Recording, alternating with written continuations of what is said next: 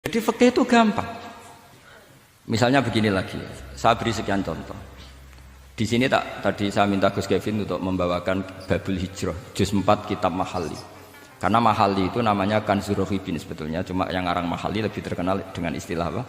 Mahali. Beliau nyarai kitab Minhajut Thalibin. Imam Mahali itu senior.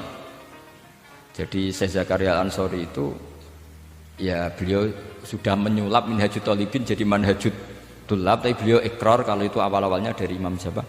Nah, sekarang pertanyaannya gini, saya misalnya nempat di Korea Selatan atau di Amerika, saya sudah punya tanah di sana, saya ulang lagi punya tanah di sana, punya komunitas di sana juga saya nggak diperlakukan buruk, bisa sholat, bisa puasa. Hukumnya saya pindah ke Indonesia atau ke Mekah atau kemana saja, hukumnya haram apa boleh? Saya tidak mendapat perlakuan yang macam-macam. Kalau saya disakiti dan dipaksa menjadi kafir, maka wajib hijrah. Kalau nggak ada pemaksaan itu, kira-kira hukumnya gimana? Ada ulama yang mengatakan hukumnya haram hijrah, harumatil hijrah.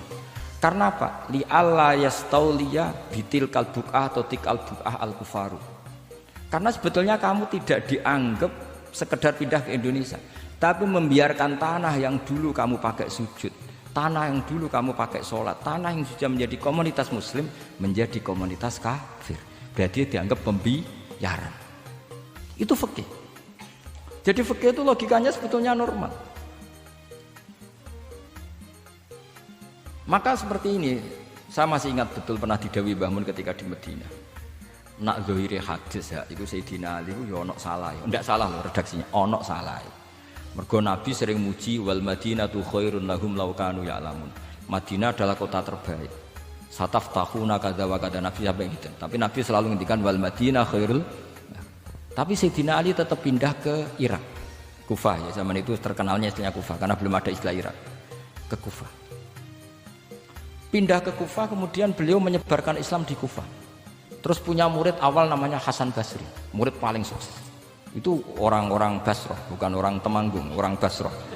Itu orang Basrah. Semua riwayat mengatakan itu orang apa? Basrah. Jelas bagus-bagus. Bukan. Itu sangat jauh dari. Nah, karena Hasan Basri murid paling sukses ini pindah ke Basrah, maka ilmu setelah itu Basrah. Sehingga idza ikhtalafatil Kufah wal Basrah quddimatil Basrah. Akhirnya menyebar sampai Baghdad, jadi Qubbatul Islam. Orang bisa dikatakan alim kalau sudah dikatakan alim di Baghdad. Termasuk Imam Syafi'i itu ngajinya di Baghdad. Padahal beliau lahirnya di Gaza. Huzza itu kalau sekarang itu apa? Gaza. Askolan itu juga Palestina.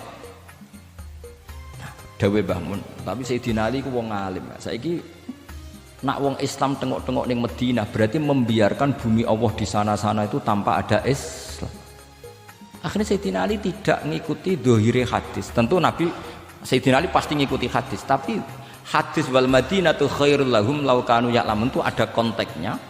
Keluar dari Madinah linasril ilmi itu juga ada konteksnya.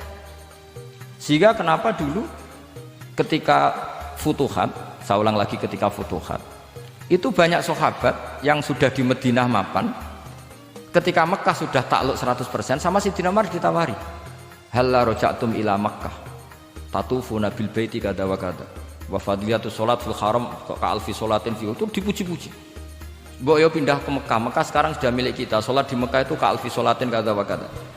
Tapi kata para sahabat yang sudah di mana-mana, di Persia itu kalau sekarang Iran, di Lebanon, di Syam kalau dulu, kata beliau-beliau itu paling banter kalau saya di Mekah ibadahnya tawaf, tapi kalau di negara-negara ini adalah nasrul Islam. Wa nasrul Islam itu da'bul ambiya bihada ursilatir rusul, karena nasrul Islam itu para rasul diutus. Akhirnya mereka terus hidup di mana-mana, termasuk muridnya Sayyidina Ali. Menurut sebagian cerita terus pindah ke Baros itu. Kemana? Baros. Jadi Islam pertama di Indonesia itu muridnya Sayyidina Ali yang di Sumatera itu. Nah, pertanyaannya adalah kalau kamu punya murid atau anak pamit mau kuliah di Jerman atau di Australia, kamu milih melarang apa menyuruh? Kalau melarang, kalau menyuruh takut katut perilaku barat. Kalau melarang berarti kamu membiarkan Jerman tanpa ada yang sujud. Padahal semua bumi diciptakan Allah, ju'ilat lanal ardu kulluha masjidan. Lah itu fikih. Fikih akan berdebat untuk hal-hal seperti itu. Ini saya beri contoh Ini masih ada waktu 10 menit. Ya, jangan lama-lama nanti malah bingung. Yang bingung tidak sampean, saya juga ikut bingung nanti kalau kelamaan. Tidak supaya ini logika ini apa?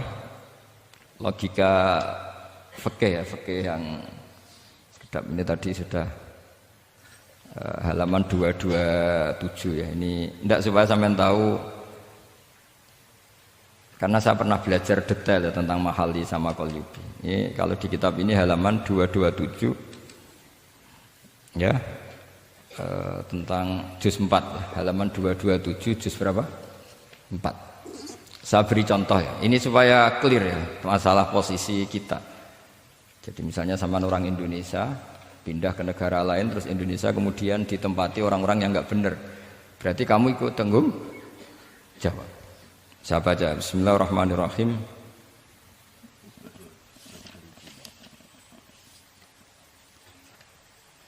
Ya, halaman 227 ini barusan tak cari karena halaman kitabnya beda-beda. Bidaril harbi. Terus ada kata-kata fa'in roja madzukiro. Roja itu kembali ke kalau seseorang itu bidaril harbi, berharap masyarakat situ bisa Islam, bisa dakwah, fa muqamuhu afdal. Saya juga mau baca makom apa mukom. Di sini umumnya baca mukom apa makom. Mukom ya, karena dari mati akoma yukimu ikomatan, berarti kan mukim. Kalau mukim ya resikonya harus dibaca mukom. Tapi kalau ada yang baca makom ya jangan dimarahin, mas, kasihan. Bakul-bakul bukan bener itu tuh. Fa'in roja madzukiro fa muqamuhu afdalu. Au qadara alal i'tizali harumatil hijratu. Umumnya di sini baca harumat atau hurimat? Ya boleh dua, boleh harumat, boleh hurimat. Kalau itu masih li alla yastauliyal kufaru ala mahallihi fayasbahu darul kufri. Jadi artinya gini, misalnya saya di Jogja misalnya, atau di Jakarta atau di Batam, di situ atau di Papua, di situ kamu merantau di sana sudah bisa menciptakan komunitas Islam. Kemudian kamu pindah, itu bukan dianggap pindah secara mubah karena kangen keluarga, enggak, tapi ada masalah. Setelah kamu pindah ini yang menghuni siapa? Jangan-jangan min dari sujud ila niklab misalnya. Itu fikih. Jadi fikih itu sebetulnya normal saja. Tapi karena kita baca tidak detail, terus kayak apa gitu, kayak fikih itu aneh semua. Dasar gak bakat alim. Jadi sebetulnya fikih itu normal. Makanya kembali ke tadi, kalau orang alim tidak mau izharul ilmi, fa alaihi la'natullahi wal malaikati wan nasi asma'in. Misalnya saya ini terkenal membawa Islam yang mudah, yang menyenangkan. Orang itu sampai maksiat itu cari kesenangan. Orang sampai maksiat itu karena cari kesenangan. Tapi kalau kesenangan itu tidak didapatkan fit to'at, karena to'at dikampanyakan secara agak teroris. Kamu sholat tidak mesti diterima, karena baju kamu nggak mesti semuanya halal, sujud kamu nggak mesti diteror, sehingga orang yang sholat tuh, sholat ya mesti ditompo, mendingan nggak sholat. Kita ini kan mikir seperti itu. Coba nyuwun sewu, kalau orang-orang Kristiani, kalau kampanye gimana? Setiap orang mati bersama Bapak di surga. Sementara kita sudah kiai mati masih didoakan ingkana muhsinan. Itu murid kita loh. Itu kan gak sopan sekali. Murid dongakno gurune ingkana muhsinan. Gurune kok muhsinane ditaklek ingkana muhsinan. Cara aku dadi gurumu sembrono guru jarane. Susah apa sih muni kana muhsinan ije dikein.